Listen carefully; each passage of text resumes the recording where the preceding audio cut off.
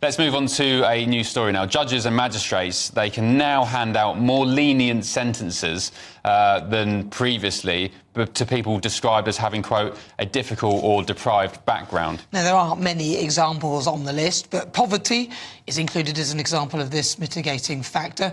So are we getting soft on criminals? Well, Sir Philip Davies is a Conservative MP for Shipley, and he's here now. Sir Philip, congratulations. I want to ask you, though, what do you think's going on here? Thanks, Nana. Well, I mean, actually, this story probably perfectly illustrates why GBNews is so important, because I suspect the BBC and Channel 4 and Sky News won't be alerting their viewers and listeners to this. But from today, as you said, judges and magistrates will be able to, not just able to, they'll be obliged to really give lower sentences to people from difficult and deprived backgrounds. That includes poverty, low educational attainment, negative experiences of authority, experience of being a looked after child, and people who've experienced discrimination. So in effect, what we're saying here, Nana, is that, we'll be sending a burglar to jail for a lower sentence because they were in care as a toddler, or they had a run-in with teachers when they were 10 years old. I mean, it's a complete nonsense. First of all, it's patronising to people from poorer backgrounds that, they should be, it's no surprise that they're committing crimes compared to other people. I mean, what a load of patronising tosh that is. But, so it's worse than people might think. I mean, some people might think, well, somebody who's poor, they've got in and done some shoplifting, that poverty should be taken into account when they're being sentenced. I mean, I don't think it should be, but I can understand why some people might think that. But somebody's poverty surely shouldn't be taken into account when they commit a rape or they commit a murder or anything like that. I mean, the whole point here is that the sentencing council are actually saying that you should be treated less favourably, irrespective of what the crime is. Wow. So, Philip, I remember years ago working for my local paper and then latterly on the national newspapers, the amount of times and cases I'd been observing and reporting on where the judge or the magistrate had said, well, I could have given you this sentence, but I'll reduce it because you've got some kids to look after or you had a rough childhood. I'll take that as mitigating circumstances. This isn't a new thing. It's been going on for, I'd argue, decades.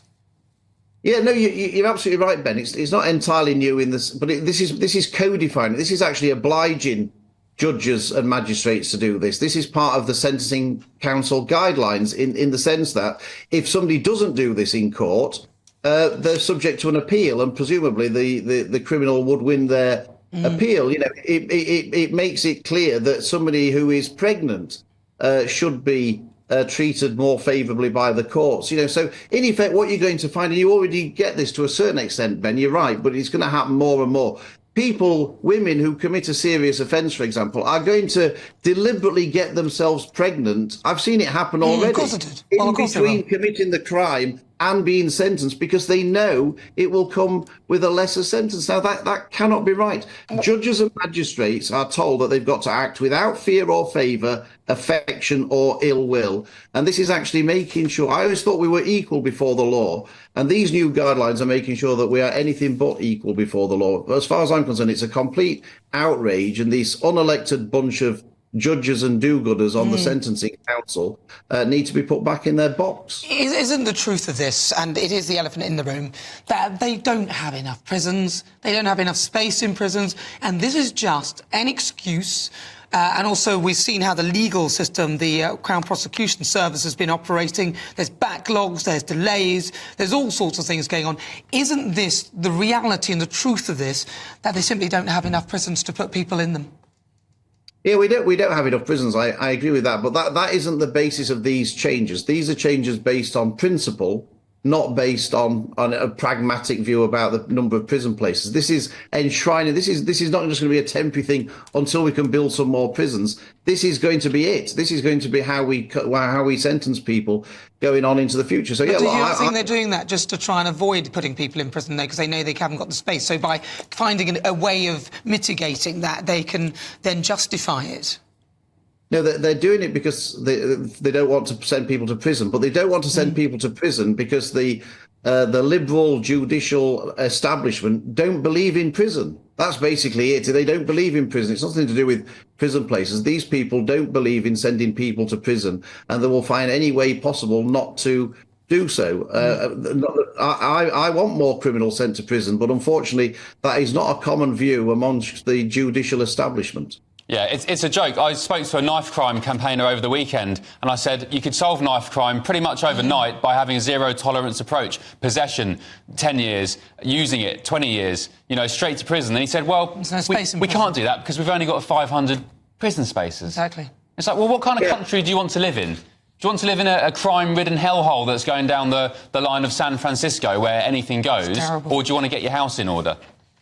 Yeah, the thing is, though, Ben, the prison place situation is not a matter for judges. The judges should send people to prison or not send people to prison based on the evidence and based on the facts of the case. That is not their problem. The problem in terms of the prison places is one for the government to sort out. So that isn't an excuse. The fact of the matter is that judges don't like sending people to prison. Now, I contact my local police. And I said, if I wanted to reduce crime in my area by 50%, what would I do? And they would say, send the top 10 most prolific offenders to prison all at the same time. And if you want to reduce it by 80%, send the top 20 prolific offenders in the area to prison all at the same time. So we know that prison works. I mean, it's not sending people to prison that's the problem. It's letting them out. That's the problem. We do need to send more people to prison, but this is a massive step in the wrong direction. OK. All right. So, Philip, just very quickly, in 5 words, what do you make of that bombshell poll saying the Tories are going to get 98 seats?